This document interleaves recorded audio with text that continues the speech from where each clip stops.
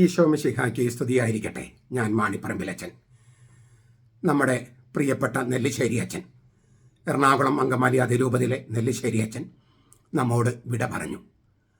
താൻ ആരെ സ്നേഹിച്ചുവോ, ആർക്ക് വേണ്ടി ജീവിതം സമർപ്പിച്ചുവോ, ആ കർത്താവിനെ കാണാൻ, നേരിട്ട് കാണാൻ നെല്ലിശ്ശേരി അച്ഛൻ പോയി.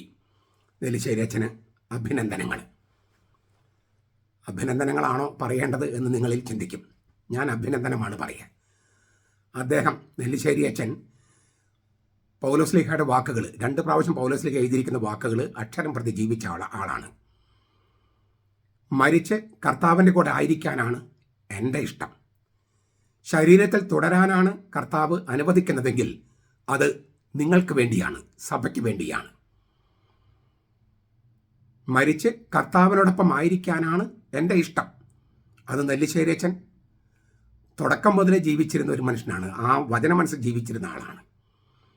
അതേസമയം ലാസർ ഉയർപ്പിക്കാൻ പോകുന്ന കർത്താവ് ഉയർപ്പിക്കുന്നതിന് തൊട്ട് മുമ്പ് കരയുന്നുണ്ട്.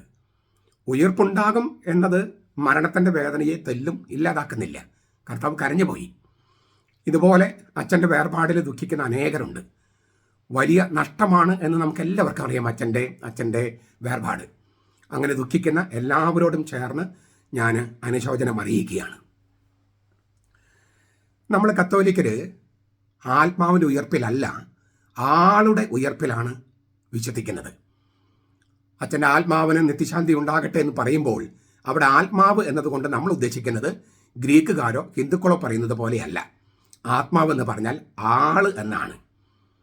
ശരീരത്തിന് ഉയർപ്പിൽ വിശ്വസിക്കുന്നുവെന്നാണ് നമ്മൾ വിശ്വാസ പ്രമാണത്തിൽ ചൊല്ലുന്നത്. ശരീരം എന്ന് പറഞ്ഞാലും ആള് എന്നാണ് ഉദ്ദേശിക്കുന്നത്. ഈ അസ്ഥിയിൽ തൂങ്ങിക്കിടക്കുന്ന മാംസം എന്നല്ല. അപ്പോൾ മരിച്ചവരുടെ ഉയർപ്പിൽ, അതായത് ആളുടെ ഉയർപ്പിൽ, വെറും ആത്മാവിൻ്റെ ഉയർപ്പിലോ വെറും ശരീരത്തിൻ്റെ ഉയർപ്പിലോ അല്ല. ആത്മശാന്തി എന്ന് പറയുമ്പോഴും ശരീരത്തിൻ്റെ ഉയർപ്പെന്ന് പറയുമ്പോഴും ക്രിസ്ത്യാനികൾ വിശ്വസിക്കുന്നത്, കത്തോലിക്കർ വിശ്വസിക്കുന്നത് ആളുടെ ഉയർപ്പിലാണ്. അതിനാൽ തന്നെ കത്തോലിക്ക വിശ്വാസം ഉള്ള ശ്ലൈഹിക പാരമ്പര്യമുള്ള സഭയിൽ മരണമില്ല, സ്ഥലം മാറ്റമേ ഉള്ളൂ. നെല്ലിശ്ശേരി അച്ഛന് സ്ഥലം മാറ്റം. ഭൂമിയിൽ നിന്ന് സ്വർഗത്തിലേക്ക് അദ്ദേഹം സ്ഥലം മാറിപ്പോയി. ഞാനിപ്പോൾ ഒരു യാത്രയിലാണ്. ഇന്നലെ സ്പെയിനിലെ സാന്തിയാഗോ, വിശുദ്ധ യാക്കോബിൻ്റെ കബറിടം ഉണ്ടെന്ന് വിചാരിക്കുന്ന, അതിന് മുകളിൽ ഒരു പള്ളിയുണ്ട്, ബസിലിക്കയുണ്ട്, കത്തീഡ്രൽ ബസിലിക്ക. അവിടെയായിരുന്നു.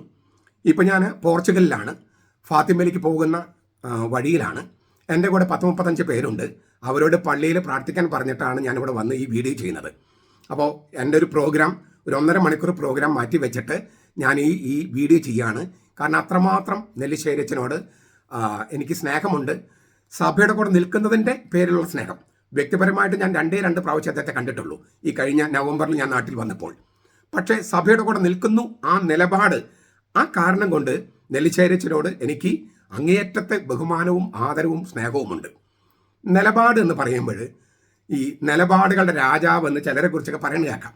നിലപാടുകളുടെ രാജാവ് ഞാൻ പലപ്പോഴും കേട്ടിട്ടുണ്ട്. അങ്ങനെയുള്ള പലരെങ്കിലും പലരെക്കുറിച്ചും ഓരോ സ്ഥലത്തും ഓരോ നിലപാടാണ്, ഓരോ സമയത്തും ഓരോ നിലപാടാണ്. സ്വന്തം തോന്നിയാസത്തിനൊപ്പം നിൽക്കുന്ന നിലപാട്, അല്ലാതെ സഭയോടൊപ്പം നിൽക്കുന്ന നിലപാടല്ല. അപ്പം നിലപാടുകളുടെ രാജാവ് എന്നൊക്കെ പറയുമ്പോൾ വേറെ ചിലരെ കുറിച്ച് പറയുന്നത് പോലെയല്ല നെല്ലിശ്ശേരി അച്ഛനെ കുറിച്ച്. നെല്ലിശ്ശേരി അച്ഛനെ കുറിച്ച് പറഞ്ഞാൽ കർത്താവിൻ്റെ സഭ, ആ സഭയുടെ നിലപാടാണ് അദ്ദേഹത്തിൻ്റെ നിലപാട്.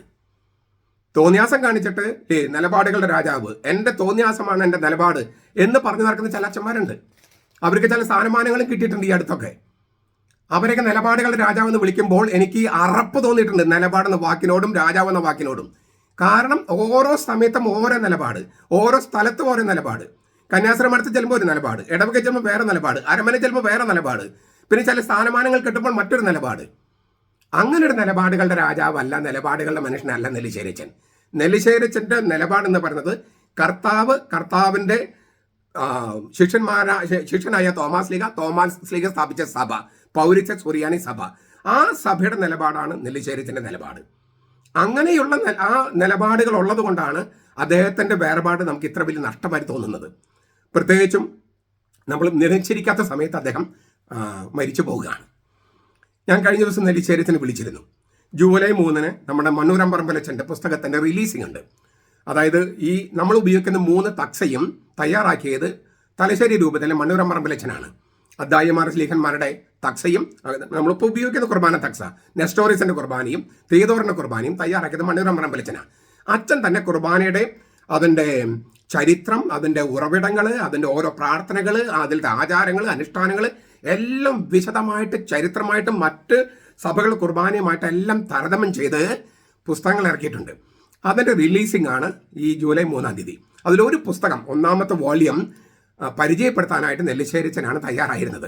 അച്ഛൻ്റെ പേരൊക്കെ ഞാൻ നോട്ടീസിനകത്തൊക്കെ എഴുതി വെച്ചിട്ടുണ്ടായിരുന്നു. അച്ഛനെ വിളിച്ചിരുന്നു. ഞാനും മറ്റച്ഛന്മാരും അതിലൊക്കെ കുറച്ച് അച്ഛന്മാരൊക്കെ വിളിച്ചിരുന്നു.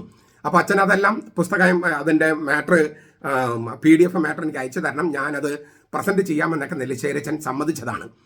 അപ്പോൾ ഞാൻ കഴിഞ്ഞ ദിവസം അച്ഛനെ വിളിച്ചിരുന്ന കാര്യമാണ് ഞാൻ പറഞ്ഞു വന്നത്. ഞാൻ നവംബറിൽ നാട്ടിൽ വന്നപ്പോൾ 2 പ്രാവശ്യം അച്ഛനെ കണ്ടിരുന്നു. ഞാൻ പറഞ്ഞല്ലോ, വ്യക്തിപരമായ ബന്ധം എനിക്ക് ഈ സഭയുടെ നിലപാടുമായിട്ട് ബന്ധപ്പെട്ട്, സീറോ മലബാർ സഭയുടെ നിലപാടുമായി ബന്ധപ്പെട്ടാണ് അച്ഛനുമായിട്ട് ഞാൻ ഉള്ള ബന്ധമുള്ളത്. അങ്ങനെയാണല്ലോ, അതാണ് പൗരോഹിത്യ കൂട്ടായ്മ എന്ന് ഞാൻ വിചാരിക്കുന്നത്. ഈ അച്ഛൻ മരിച്ചു, നാളെ അച്ഛൻ്റെ ഫ്യൂണറലാണ്. ഇങ്ങനെയുള്ള സന്ദർഭങ്ങളിൽ സഭയുടെ കുർബാന, ഏകീകൃത കുർബാന എന്ന് വിളിക്കുന്ന സഭയുടെ കുർബാന, ആ കുർബാന ചൊല്ലണം എന്ന് മെത്രാന്മാരെ തന്നെ പറഞ്ഞിട്ടുണ്ട്. അവർ എഴുതി അറിയിച്ചിട്ടുണ്ട്. നെല്ലിശ്ശേരിച്ചൻ്റെ കാര്യത്തിൽ അങ്ങനെ സഭയുടെ കുർബാന ചൊല്ലി അദ്ദേഹത്തിന് അന്ത്യകർമ്മങ്ങൾ നടത്താൻ സഭാ നേതൃത്വം തയ്യാറാകുമോ ഇല്ലയോ എന്ന് എനിക്ക് അറിഞ്ഞുകൂടാ. ഞാൻ ദൂരെ ഇരുന്നുകൊണ്ട് പറയുകയാണ്, അങ്ങനെ തയ്യാറാകുന്നെങ്കിൽ ഞാൻ ഈ പറയുന്നതിനൊന്നും അർത്ഥമില്ല. തയ്യാറാകുന്നില്ലെങ്കിൽ, അതായത് ഈ നെല്ലിശ്ശേരിച്ചൻ്റെ അന്ത്യകർമ്മങ്ങൾ ഏകീകൃത കുർബാനയോടുകൂടി നടത്തുന്നില്ലെങ്കിൽ ഈ സഭാ നേതൃത്വം രാജിവെച്ച് പോകുകയാണ് ഏറ്റവും നല്ലത്. എന്തിനാണ് തെമ്മാടികളുടെ ഇഷ്ടത്തിന് വഴങ്ങി ഇതുപോലെ വിശുദ്ധനായ ഒരു അച്ഛൻ്റെ അന്ത്യകർമ്മങ്ങൾ കുർബാനയില്ലാതെ, അല്ലെങ്കിൽ ജനാഭിമുഖ കുർബാന ചൊല്ലി, സഭയുടെ കുർബാനയല്ലാത്ത ഇല്ലിസിറ്റും ഇൻവാലിഡുമായ ഒരു കുർബാന ചൊല്ലി എന്തിനാണ് അച്ഛനെ അവമാനിക്കണേ? ഇത്ര ശക്തമായ നിലപാടെടുത്തൊരു അച്ഛൻ അർഹിക്കുന്ന ഏകീകൃത കുർബാനയോട് കൂടിയല്ലേ അദ്ദേഹത്തിൻ്റെ അന്ത്യകർമ്മങ്ങൾ നടത്തേണ്ടത്? അന്ത്യകർമ്മങ്ങൾ അത് ഏകീകൃത കുർബാനയോട് കൂടിയാണ് അന്ത്യകർമ്മങ്ങൾ നടത്തുന്നതെങ്കിൽ ഞാൻ പറയുന്ന വാക്കുകൾ നിങ്ങൾ വിലക്കെടുക്കരുത്, അത് മറന്നേക്ക്. ഞാൻ പറഞ്ഞിട്ടില്ല, നിങ്ങൾ കേട്ടിട്ടില്ല. അതല്ല, അച്ഛന് ഈ അന്ത്യകർമ്മങ്ങൾ ഏകീകൃത കുർബാനയോട് കൂടി അല്ല നടത്തപ്പെടുന്നതെങ്കിൽ എന്തിനാണ് നമുക്ക് ഇങ്ങനെ ഒരു സഭാ നേതൃത്വം? എന്തിനാണ്? പറയൂ.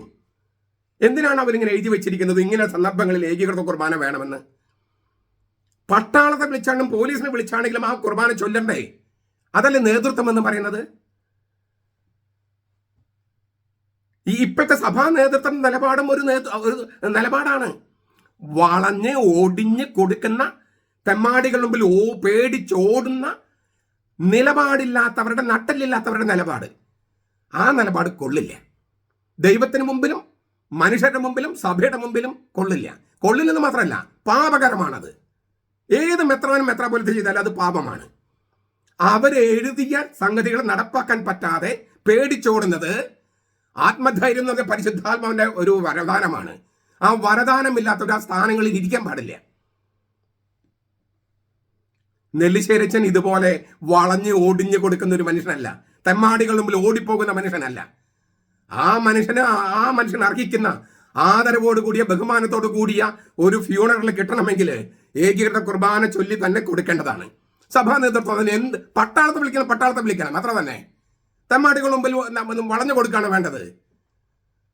അങ്ങനെ ഒരു സർക്കാരിന് ഭരിക്കാനൊന്നും പറ്റില്ലല്ലോ. തീവ്രവാദികളെ പേടിച്ചിട്ടും മാവോയിസ്റ്റുകളെ പേടിച്ചിട്ടും. അപ്പോൾ നിങ്ങൾ പറയും സഭയ്ക്ക് പോലീസില്ല, പട്ടാളമില്ല. ആവശ്യം വന്നതൊക്കെ വേണ്ടി വരില്ലേ? ഒരു കാലത്ത് സഭയ്ക്ക് നൈറ്റ് ഓർഡേഴ്സ് ഉണ്ടായിരുന്നു കുരിശുദ്ധങ്ങൾക്ക് പോകാൻ. നമുക്ക് ചിലപ്പോൾ അത് വേണ്ടി വരും. മരണത്തോടെ എല്ലാ പകയും പ്രതികാരവും അവസാനിക്കുമെന്നാണ് സാധാരണ പറയുക. പക്ഷെ വിമത വൈദികരുടെ കാര്യത്തിൽ അങ്ങനെയല്ല. നെല്ലിശ്ശേരിച്ച മരിച്ചു കിടക്കുകയാണ്. അച്ഛൻ്റെ ആഗ്രഹപ്രകാരം ഏകീകൃത കുർബാന നടത്തി കൊടുക്കാൻ അവിടുത്തെ വികാരിച്ചനും വിമത വൈദികരും സമ്മതിക്കേണ്ടതല്ലേ? ഇങ്ങനെ ഈ പ്രതികാരം ചെയ്ത് ഇല്ലിസിറ്റ് കുർബാനയ്ക്കും ഇൻവാലിഡ് കുർബാനയ്ക്കും വേണ്ടി നിലപാടെടുക്കുന്ന വിമത വൈദികര്, നിങ്ങൾ നെല്ലിശ്ശേരിച്ചൻ സ്വർഗത്തിലേക്കാണ് പോകുന്നതെങ്കിൽ അതിന്റെ ഓപ്പോസിറ്റ് വല്ലൊരു സ്ഥലം ഉണ്ടെങ്കിൽ അവിടേക്കാണ് നിങ്ങൾ പോകുക. ഞാൻ അത് വെറുതെ പറയുന്നതല്ല.